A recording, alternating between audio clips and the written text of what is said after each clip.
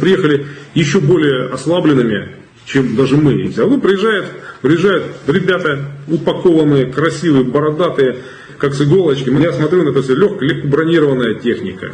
Никаких там средств поддержки нет. Никакой там предварительной обработки чего-либо. Обычные люди, которые жили мирной жизнью, на них потратили какие-то деньги, экипировали их и предложили им, так сказать, поучаствовать в войне. Как ты видишь сегодняшнюю обстановку на фронте, и где мы сейчас под Мариуполем находятся наши бойцы Чеченской Республики под руководством главы Чеченской Республики Рамзана Ахматовича?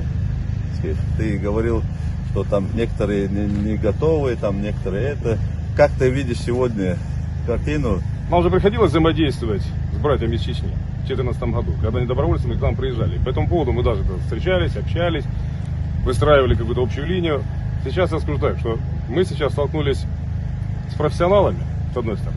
То, что профессионалы, скажем, они набраны из разных органов, из разных подразделений, мы взаимодействуем с ними, вот мы буквально плечом к плечу сейчас с ними взаимодействуем, то мы понимаем, что... То есть с нами? С ними, с вами, да. С вами. Мы понимаем, что... Вот первая моя ремарка была, что, во-первых, мужики выглядят круто, и хотелось бы, чтобы они так и круто и действовали. Вот сейчас я понимаю, что если мы так и дальше будем продолжать, то успех неминуем. Потому что сюда пришли люди, которые знают свое дело, и я думаю, что можно смело сказать: Ахмат — сила. Ахмат — сила!